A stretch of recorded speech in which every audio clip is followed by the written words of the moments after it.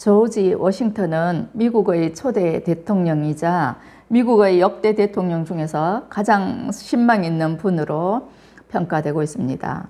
크리스찬 저널은 조지 워싱턴의 인격과 신앙이라는 제목의 기사를 썼는데요.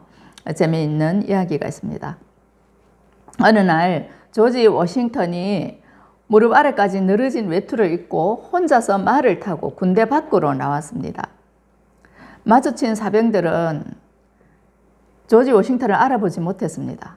조금 더 가다 보니 하사가 병사들을 동원해서 일을 시키고 있는 모습이 눈에 들어왔습니다. 어서들 힘내라고 그 하사는 거대한 목재를 들고 있는 사병들을 향해 고래고래 소리를 질렀습니다. 사병들은 하나 둘 영차 하면서 일을 했지만 제대로 일이 되지 않았습니다. 목재는 너무 무거워서 곧 떨어질 것 같은데 마음대로 운반이 되지 않는 거예요. 그런데 그 하사는 손끝도 까닥하지 않으면서 고함만 치고 있었습니다. 이때 워싱턴이 말에서 내려서 잽싸게 달려가서 그 목재를 가로막았다고 합니다. 너무나 시의적절한 도움으로 사병들은 목재를 제자리에 운반할 수 있었습니다. 사병들은 워싱턴에게 감사를 표했습니다. 그 다음에 이제 워싱턴이 하사에게 물었습니다.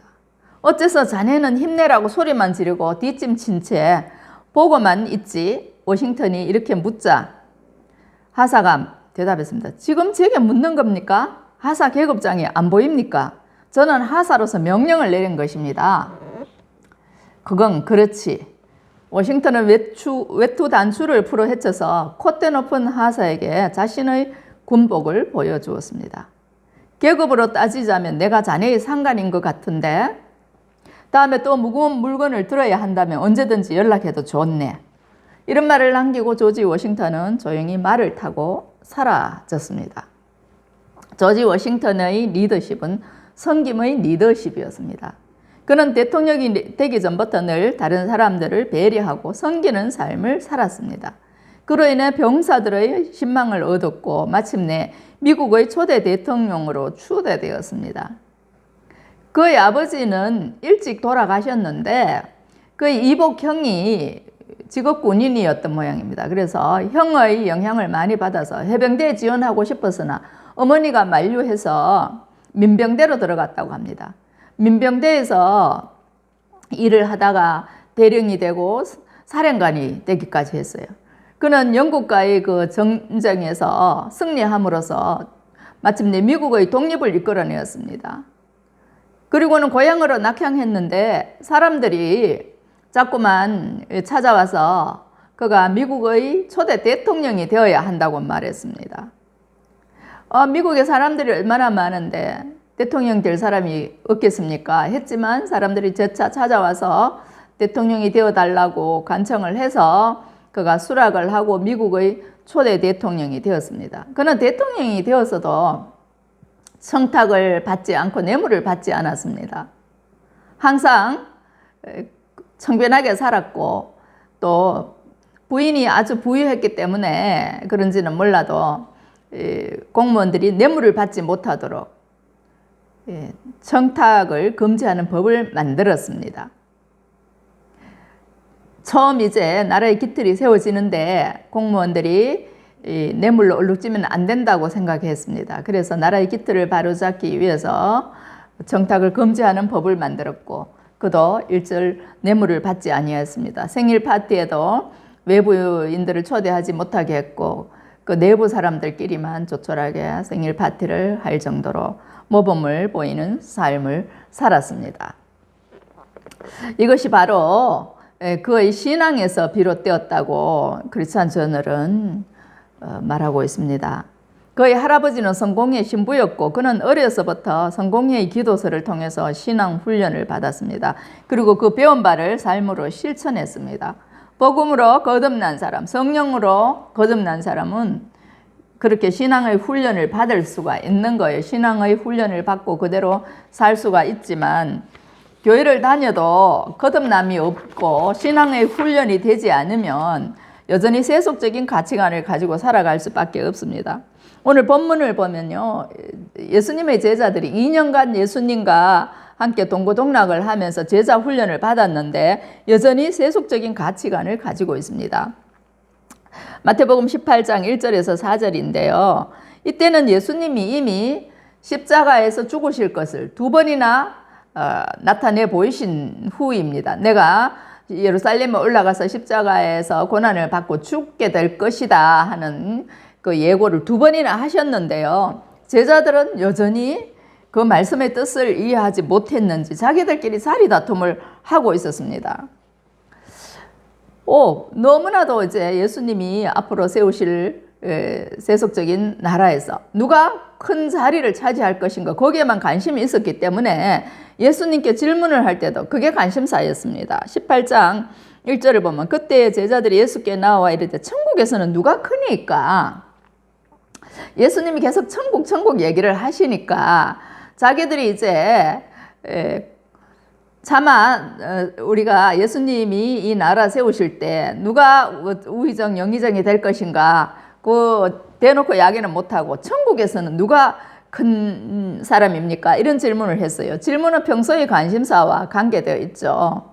오늘 여러분은 어떤 질문을 하고 싶습니까? 예수님이 앞에 계시다면 어떤 질문을 드리고 싶은가요? 예수님은 그 질문에 이제 답을 하시는데 이렇게 말씀하셨어요.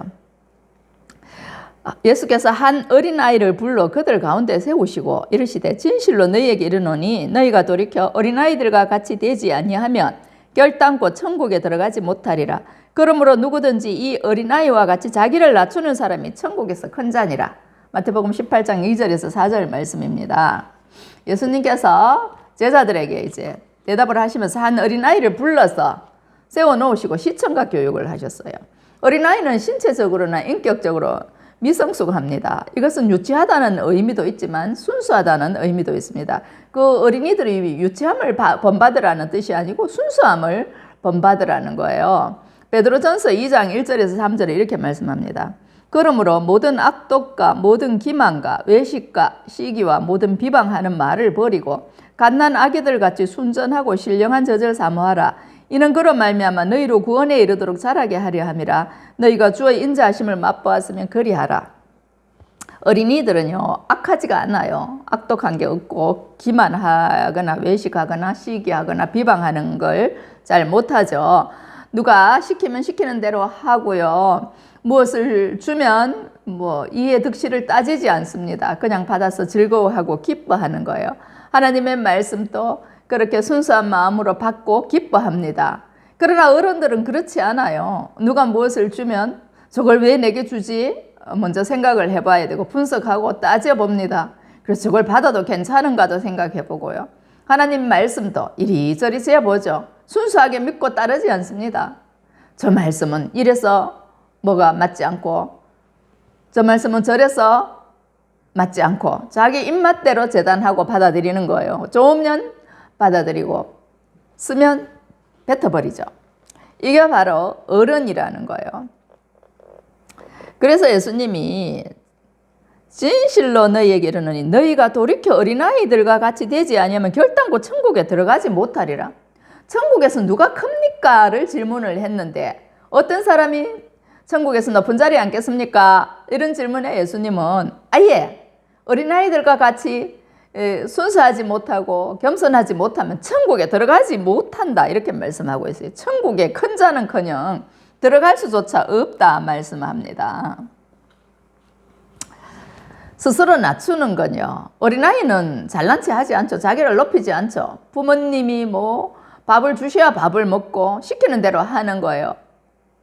도우심 없이는 살 수 없기 때문에 잘난 체 하지 않고 부모보다 자기를 높이려거나 이렇게 하지 않습니다. 그런데 어른들은 그렇지 않죠. 다른 사람보다 내가 더 잘나야 되고 내가 더 섬김을 받아야 기분이 좋습니다. 가정에서도 우리 5월달이 가정의 달이지만 그렇잖아요. 자녀들이 날 무시하는 것 같으면 기분 나쁩니다. 열받아요.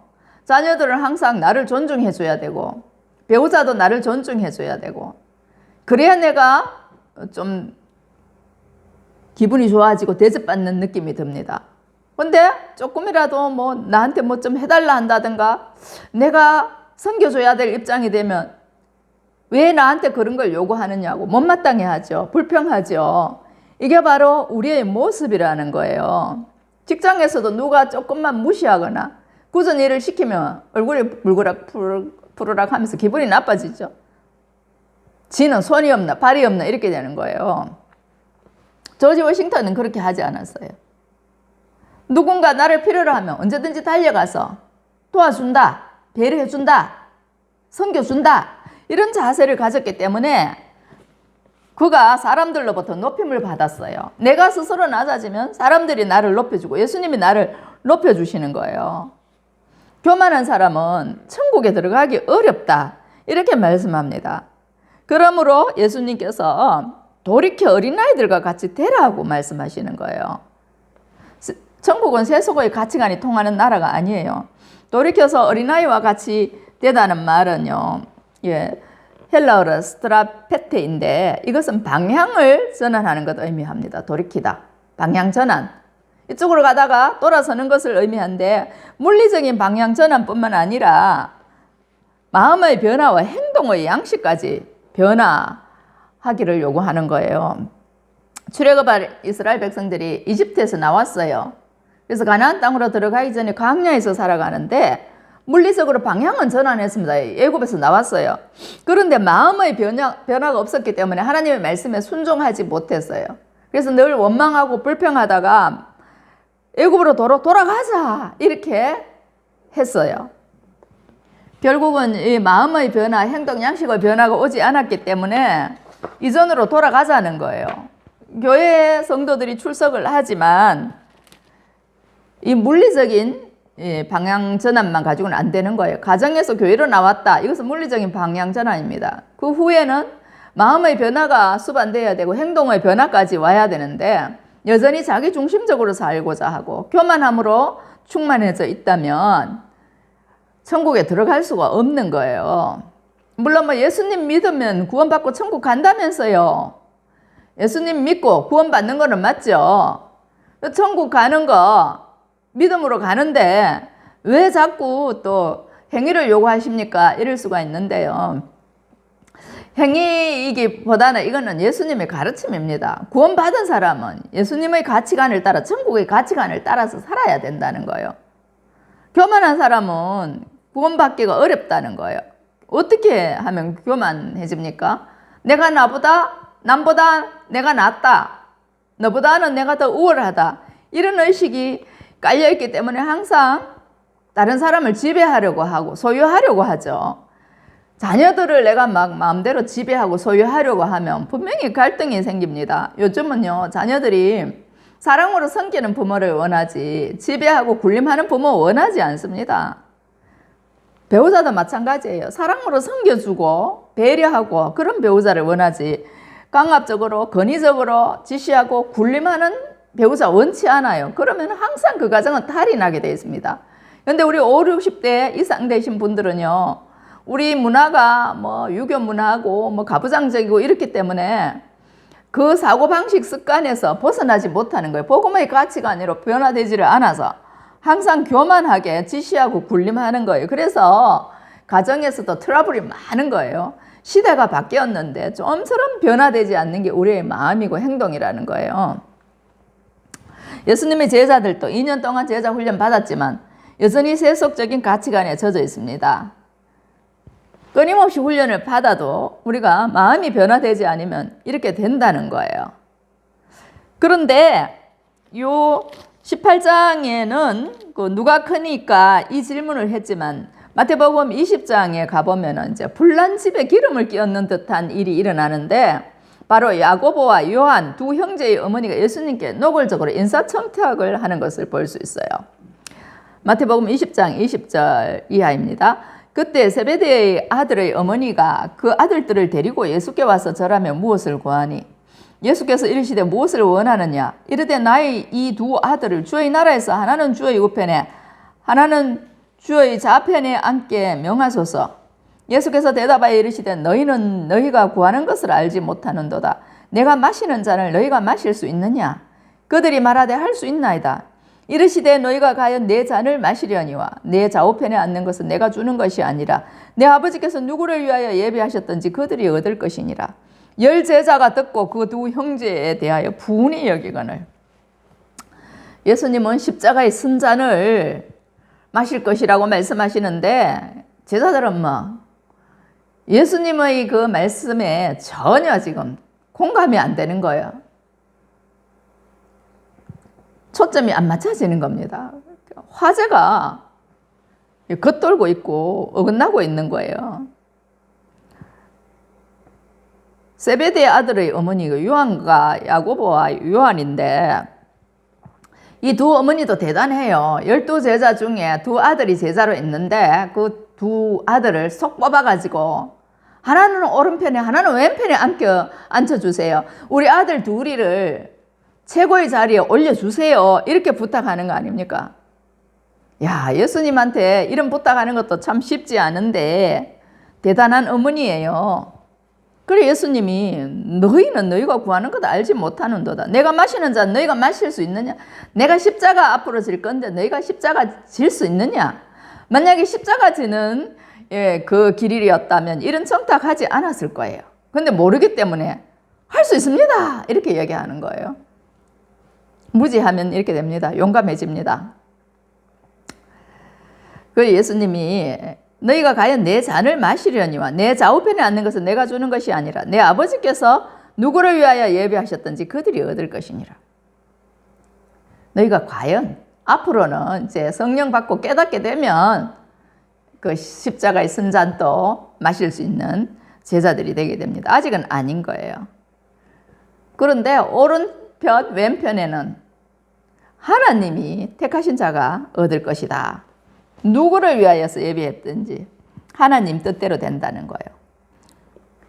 예수님이 이렇게 말씀하셔도 제자들은 자리 다툼에 충만해가지고 10 제자가 듣고요. 그 두 형제에 대해서 분이 여기거든. 너희가 너희 엄마를 부축해가지고 예수님한테 인사청탁까지 하느냐? 그러면서 이 10 제자들이 막 이를 갈면서 분하게 여기는 거예요. 희한한 그림입니다. 예수님은 지금 제자들이 아둔하여서 말귀를 못 알아들으셔서 애가 타시는데 제자들은 자리에만 관심이 있는 거예요. 예수님과 제자들이 그리는 나라가 180도나 다른 거예요. 그래도 예수님은 포기하지 않고 끝까지 제자들을 가르치시는 거예요. 마태복음 20장 25절에서 28절 말씀을 보면 이래요. 예수께서 제자들을 불러다가 이르시되 이방인의 집권자들이 그들의 임의로 주관하고 그 고관들이 그들에게 권세를 부리는 줄을 너희가 알거니와 너희 중에는 그렇지 않아야 하나니 너희 중에 누구든지 크고자 하는 자는 너희를 섬기는 자가 되고 너희 중에 누구든지 어뜸이 되고자 하는 자는 너희의 종이 되어야 하리라. 인자가 온 것은 섬김을 받으려 함이 아니라 도리어 섬기려 하고 자기 목숨을 많은 사람의 대속물로 주려 함이니라. 예수님은요 천자이십니다. 메시아이시지만 이 땅에 오셔서 가장 낮은 곳으로 가시고 가장 낮은 자세로 섬기셨습니다. 제자들이 발을 씻어 주셨고요. 병든 사람, 가난한 사람들, 세리와 죄인들의 친구로 오셔서 그들을 섬겨 주셨습니다. 그런데 제자들은요 섬김을 받으려고 해요. 서로 왕노릇 하고 싶어 하는 거예요.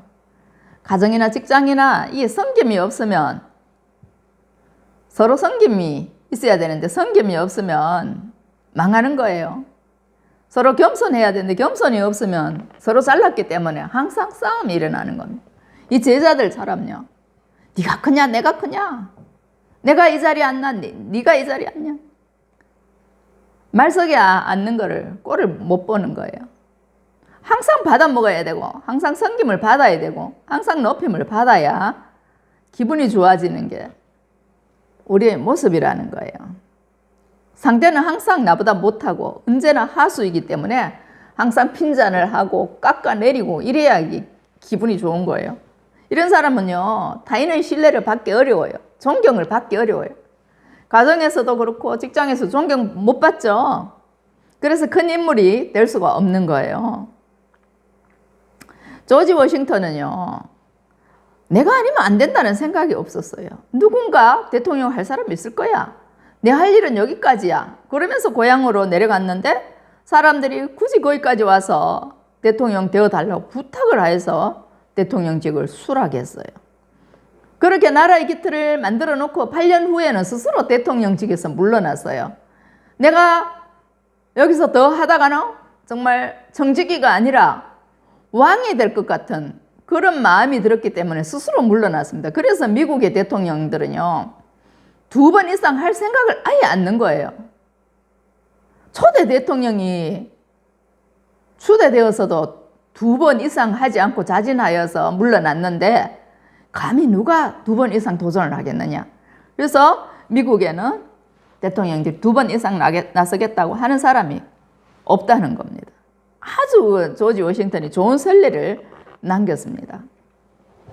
이 성경에서 이렇게 좋은 선례를 남기고 방향 전환을 잘한 사람이 있는데 바로 누가복음 19장에 나오는 삭개오입니다. 삭개오는 세관장으로서 세금을 많이 걷어서 로마에 바치고 자기 주머니에 또 채우고 했던 그런 인물이에요. 그래서 사람들이 비난을 받고 욕을 먹었던 사람인데 예수님을 뵙고 난 후로 완전히 방향을 전환했습니다. 누가복음 19장 5절에서 10절 말씀입니다. 예수께서 그곳에 이르사 쳐다보시고 이르시되 삭개오여 속히 내려오라. 내가 오늘 내 집에 유하여야 하겠다 하시니 급히 내려와 즐거워하며 영접하거늘 무사람이 보고 수군거려 이르되 저가 죄인의 집에 유하로 들어갔도다 하더라. 삭개오가 서서 주께 여짜오되 주여 보시옵소서 내 소유의 절반을 가난한 자들에게 주겠사오며 만일 누구의 것을 속여 빼앗은 일이 있으면 내 갑절이나 갖겠나이다. 주께서 이르시되 오늘 구원이 이 집에 이르렀으니 이 사람도 아브라함의 자손이로다. 인자가 온 것은 잃어버린 자를 찾아 구원하려 함이니라. 삭개오는 키가 작아서 예수님이 지나가신다는 말을 듣고 뽕나무 위에 올라갔어요. 근데 예수님이 뽕나무 위를 쳐다보면서 삭개오에 내려오라 자기 이름을 부르셨어요. 내가 오늘 네 집에 머물러야 되겠다 그렇게 말씀하셨는데 즐거워하면서 영접했습니다. 와, 우리가요 이렇게 예수님과 교제하고 예수님 영접하는 것을 좀 즐거워해야 됩니다. 근데 사람들은 어떻게 해요? 예수님이요 죄인의 집에 머무르러 가셨다 수군수군했습니다.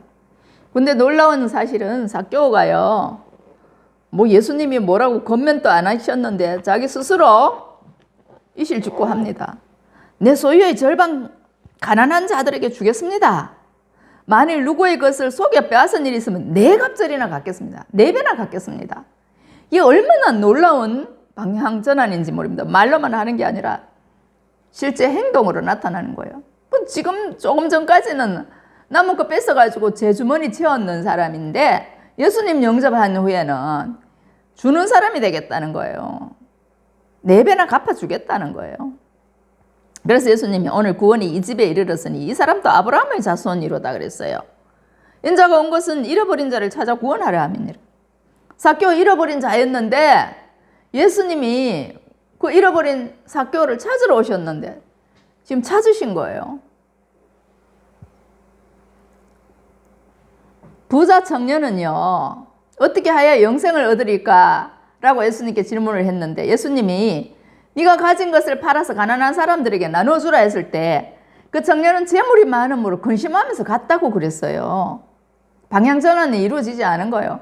자기 재산 많은데 팔아서 가난한 사람들에게 나눠주기 싫다는 거예요. 예수님의 말씀에 자기가 나는요 계명 다 지켰습니다. 부모도 공경했고요. 이웃도 사랑했고요 하면서 자기 계명 다 지켰다고 했어요. 이웃 사랑한다면서 자기 재물 팔아가 나눠주라니까는 근심하면서 돌아갔다는 거예요. 그는 계명을 다 지켰다고 말할 수 없는 거죠. 이웃을 사랑한다면 이웃이 필요로 하는 것 나눠줄 수 있는 거예요. 덜 사랑하기 때문에 못 주는 거예요. 우리도 이웃 진짜 사랑하면 내 것 나눠줄 수 있어요. 덜 사랑하기 때문에 안 되는 거예요. 삭개오는 유대인이었는데 이방인 중에서는 고넬료라는 사람이 있어요. 그는 로마 군대의 백부장이었으나 하나님을 경외하고 이스라엘 백성을 많이 구제하고 항상 하나님께 기도했다고 사도행전 10장에서 기록하고 있습니다. 로마의 그 백부장인 고넬료에게 이스라엘은요 작은 나라죠. 그리고 이스라엘 사람들은 작은 자입니다. 어린아이 같은 존재들이죠. 로마가 시키는 대로 해야 하는 사람들입니다. 식민지니까. 그런데 그들을 기이 여기고 섬겼어요. 돌봤어요. 기도하고 그들을 위해서 구제를 했습니다. 하나님이요, 고넬료의 기도와 구제를 받으셨다고 그랬어요. 그의 기도와 구제가 진심이었다는 거예요. 그래서 하늘에 상달되었다. 하나님 마음이 움직여졌다는 거예요. 그래서 하나님이 베드로를 보내셔서 그 가정을 축복하시고 성령을 주셨습니다. 구원의 은혜를 주시고 은사를 주셨습니다. 천국은 이런 사람들의 것입니다. 착취하는 사람, 갑질하는 사람, 이런 사람들이 섬기는 사람으로 변화되는 거예요. 약자를 괴롭히는 사람, 이런 사람들이 약자를 돕는 사람으로 방향을 전환하는 거예요. 저와 여러분은 오늘 어디로 가고 있습니까? 제자들처럼 좀 더 높은 자리에 관심이 많죠. 좀 더 큰 밥그릇에 관심이 많죠. 잘 먹고 잘 사는 거, 잘 입는 거 관심이 많아요. 저도 큰 차 타보니까 좋더라고요. 든든하고요. 안전하고요. 마음의 안심도 되고요. 무게감도 있고 좋더라고요. 모닝 타고 가면 뭐 큰 차가 지나가면 덜렁덜렁덜렁거리고 바람 불면 날아갈 것 같고 불안해요. 그런데 그거 타다가 소렌토를 운전해 보니까 아주 든든하고 좋았어요. 그것뿐이겠습니까? 사람이 넓고 큰 집에 살다 보면 그 생활에 젖어 들어가지고 이제 좁고 작은 집 못 사는 거예요. 환경이 열악한 곳에 가면 적응이 안 되는 거예요. 그런데 주님은요, 스스로 자신을 낮추라고 말씀하세요. 목에 기부스한 사람들, 가진 게 많아서 목에 기부스를 할 수도 있고 지위가 높아서 목에 기부스를 할 수도 있고 갑질을 할 수도 있죠. 그런 사람들 스스로 낮추라는 거예요. 기부스 풀고 마음에 기름이 가득 찬 사람들 기름도 빼고, 그러면 건강에도 좋고요. 좀 날씬해져야 됩니다. 가진 것도 좀 나누면요, 도둑도 안 들고요, 좋은 거예요. 그렇게 하면 주님이 우리를 높여주시는 거예요. 이웃이 우리를 높여주시는 거예요. 성 어거스틴은 이렇게 말했어요. 성도들에게 요구되는 것은 첫째도 둘째도 셋째도 겸손이다. 이렇게 가르쳤습니다. 잠언 15장 33절 말씀요. 여호와를 경외하는 것은 지혜의 훈계라. 겸손은 존귀의 앞잡이니라. 겸손한 사람은요, 존귀해진다는 거예요. 겸손이 존귀의 길잡이다. 야고보서 4장 6절. 그러나 더욱 큰 은혜를 주시나니 그러므로 일렀으되 하나님이 교만한 자를 물리치시고 겸손한 자에게 은혜를 주신다 하였느니라. 하나님은 교만한 자는 멀리하시고 겸손한 자에게 은혜를 주신다 그랬어요. 구약에 이스라엘이 망할 때요, 이 백성들이 마음이 완고했어요. 하나님 말씀 아무리 전해도 듣지를 않았어요. 그들은 뭐 부유하게 살이 쪄서 마음에 기름이 가득 끼어서 하나님 말씀을 듣고도 순종하지 않고 거역했습니다. 마음이 완고하여졌어요. 그래서 하나님이 그 굳은 마음대로 내버려 두라 말씀하셨어요. 돌아오라고 해도 돌아오지 않기 때문에 내버려 두셨어요.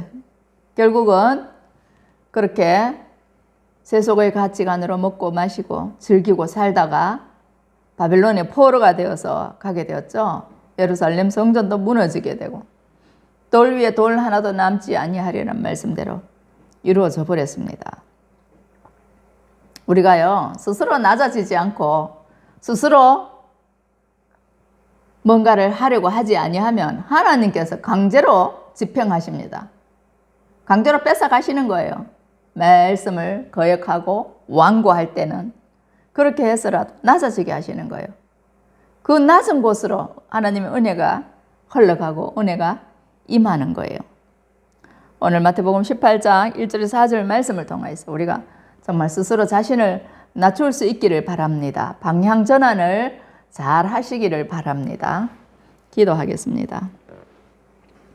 하나님 감사합니다. 마태복음 18장 1절에서 4절 말씀을 통해서 우리가 돌이켜서 어린 나이와 같이 되지 아니하면 결단코 천국에 들어갈 수 없다고 말씀하셨습니다. 우리는 누가 천국에서 큰 자가 되느냐, 혹은 이 하나님의 나라에서 어떻게 하면 더 높은 자리를 차지할까를 궁리하며 살아갑니다. 그러나 주님은 말씀하셨습니다. 천국에서 큰 자는 섬기는 자라고 했습니다. 종이 되어서 섬기는 자가 큰 자라고 말씀하셨습니다. 주님, 세속의 가치관을 따라 살아가는 우리들에게 하나님의 말씀은 참으로 귀하고 숭고합니다. 우리가 이 말씀을 따라가게 하시고 그 말씀이 우리를 살리는 말씀이 되게 하여 주시옵소서. 오늘도 우리와 함께 하시는 예수님의 이름으로 기도하옵나이다. 아멘.